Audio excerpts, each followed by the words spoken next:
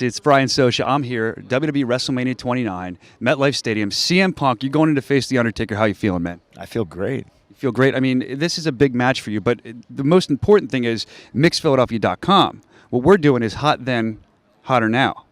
So I see this. Mark Paul Gosselaar in the main event versus Donnie Wahlberg. Who would you pick, and how did they even get there? I don't know.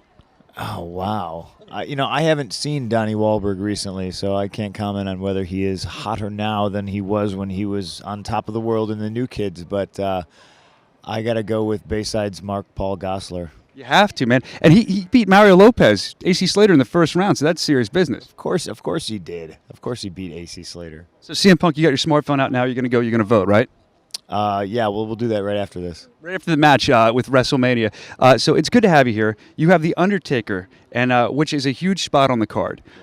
Very excited to see what you're going to do. Now, the last few years, The Undertaker's had like match of the year. Do you feel certain pressure going into this Sunday night? I do and I don't. Because it's not really my place to try to. I'm not trying to be Shawn Michaels, and I'm not trying to be Triple H. I'm just trying to be me. I'm trying to be CM Punk, and the Undertaker is a year older from when he was last year. So everybody's always asking me, and they question, can he still do this? And I think those people are ridiculous. Yeah, my intent is to go out there and make my match obviously the best one on the show. That I think that should be everybody's job, or at least everybody's mindset. I'm not trying to think about what he did in the past. I'm just trying to think about like tonight. Well, that makes a lot of sense. And the thing is, I mean, again, a lot of people calling this a dream match. I don't know if it's a dream match for you. I would think it is, growing up a fan. But outside of this match, once you get past the Taker, and some people think you're going to take the streaks, other people don't. If you do take the streak, if you don't take the streak, what's your next goal after Taker? I mean, you look past him. You always got to look forward, right? I certainly don't ever look back. I don't know what's next, and I'm kind of I'm in a place where I think religious people call a crisis of faith right now, because I don't know. I don't know what's next. I just held the title for 434 days. I'm about to break the streak. I don't know where I go after that. Maybe I go to Hawaii. I don't know. Maybe I just challenge for the title again. I really don't know. Well, when you see a guy like Taker, he's been around for years. You got to respect that. But as far as longevity, I mean, do you ever worry about that? Because you go out there and you put it all out there every night. I mean, that's a guy who just shows everything he has. You ever worry about that when you go out, or you just don't think about it? No, I've never really. I don't even think about my own mortality half the time. So yeah, I don't think about whether I'm going to be wrestling when I'm 48 or whether I'm going to be wrestling when I'm 38. I just kind of do things. Well, you did things. You got to the WWE, but I mean, you had a huge career on the independent wrestling scene, which WWE has talked about many times. So, I mean, as far as climbing up, did you? They say successful people always know they're going to make it, and without risk of sounding arrogant, did you always know in your head like, this is it, I'm going to make it, there's no other option? Yeah, absolutely. There was no other choice for me, and I'm not saying I just didn't have a plan B or anything like that. I always knew, you know what I mean? I always knew I was going to make it here. So that's why people ask me, am I excited? Are you shocked that you're wrestling The Undertaker? And my answer is always, no. I mean, I knew. I didn't specifically know I'd be wrestling The Undertaker at WrestleMania, you know what I mean? But, like, I knew I would be in the position I'm in, if that makes sense. No, that makes plenty of sense. So a guy like The Undertaker, I mean, he's like the leader of the locker room, probably been here the longest, I would say, right? You're pro, but I mean, that's got to carry some nerves. You say you're not nervous, but it's The Undertaker, you get out there, 85,000 people. Do you expect, or is this just what you do and you're ready to rock? I'm sure I'll feel butterflies, but you ask me now, and I'm not nervous. I'm not nervous about anything.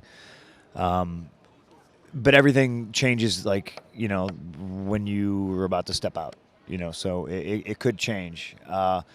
I'm confident in my abilities. I'm confident in his abilities. We're going to go steal the show. I'm just, I'm sure I'll get butterflies right before I walk out. I mean, Living Colors. I just heard that. I heard that. I'm sorry. I heard that yesterday. I got so excited. I remember when I first heard that song when I was a kid, and I'm so happy you chose. I heard it on an audio cassette, and I'm so happy you chose that song. So they're going to be here live. They're probably excited that you even use the song because that breathes new life to them. Supposedly they are. Yeah. They were one of those bands that I never got to see live either. So like, it's kind of cool that the first time I'm actually going to see them play live. You're a Rancid guy, right? Am I wrong saying? Was the lead singer's your friend or something? He was at Mania last year. The guy. Yeah, I'm buddies with everybody. Are they going to be here? No, not this year. They're recording a new album right now. Okay, very cool. I also want to ask you about Paul Heyman, who's right next to us talking right now, the guy who's with you, your mentor. He believed in you when seemingly maybe no one else did or other people didn't, just you and yourself and him. How important has Heyman been to your career? Oh, huge. I wouldn't be here if it wasn't for him. You know what I mean? Or at least I would have made it here in a different way. He's the one who got me on television in the first place. So, I without Paul Heyman, there would be, no CM Punk versus Undertaker. Gotcha. Now, confidence. I feel like you had it when I saw you before you got to WWE. You talked confidence earlier. Paul Heyman probably helped you with that confidence. When do you remember the first time was, whether it be WWE or wherever, where you said, you know what, I don't feel nervous about going out there. I know this is where I'm supposed to be, and everything started clicking. It's almost like a flashpoint in your career. When do you think that may happen? Oh God, I don't know. I've always had an overabundance of confidence, I suppose. I rub people wrong all the time. I think, and I want to say it was 2002. I was booked against Eddie Guerrero and Rey Mysterio in a three-way. And I was just some kid that had a couple of decent matches on the indies, and I had a little bit of a buzz, and this is back when everyone still traded VHS tapes and everything, and I was just like, right on, bring it on. I wasn't nervous, and I was more just determined to show everybody that I belong with these two guys. And at the time, there wasn't two better guys in the world than Rey Mysterio and Eddie Guerrero, so I was just like, well, I'm going to go out there and I'm going to make sure that I look like I belong in there. And I did. I killed it. That's still one of my favorite matches. So off the top of my head, that would be the point. That's a great point. Now, you talk about Eddie Guerrero, amazing, Rey Mysterio, amazing. Now, I look at your hand, and I'm not going to grab your hand, but no gimmicks needed. Yes. If you can shoot that in the camera show, your wrists are always taped up, so people don't get to see that. I would assume that's about Chris Candido, correct? Now, what kind of impact did he have on your career? Chris was just a super cool guy to everybody, and I was lucky enough to meet him and befriend him when he totally cleaned up his life. So I don't have any horror stories about Chris Candido, fortunately. I don't want horror stories, man. Right. No, he was just very selfless, a total gentleman, liked to have fun, and when I was coming up, and I guess some people would say he was on his way down, but he really wasn't. He was almost on his way up too. You know what I mean? Like he got his shit together, and he became a good friend to a lot of guys on the indies. You know what I mean? And of all the stuff that he went through in his life and survived for a blood clot to get him. You know what I mean? It's terrible. It's almost, you laugh because you have to with something like that, but I felt when I'd seen him around on the indies that he really took young guys, maybe like you at the time, under his wing and just really helped sit under his learning tree almost. And it is a shame he got hurt. He spent that time in the other Fed, TNA, and then he got hurt. Was there ever any talk of you going to TNA, or did you just think, WWE's the major league and this is where I want to be? And just really help sit under his learning tree almost. And it is a shame he got hurt. He spent that time in the other Fed, TNA, and then he got hurt. Was there ever any talk of you going to TNA, or did you just think, WWE's the major league and this is where I want to be? I don't know how many people know the story of the quote unquote the bidding war, and I say bidding war because it was no such thing. I was offered a developmental deal. Tommy Dreamer called me up. He offered me a deal, and he said, "You got time to think about it?" And he's like, and at the time, I guess I was the guy to sign. I don't know. I wasn't going to get any better doing what I was doing, and there wasn't anywhere else to go except national television. I talked with TNA then, and they knew that there was an offer from WWE on the table, and they I guess started reaching their pockets. I wouldn't even say that. I think they tried to sign me, and it was kind of laughable, but yeah.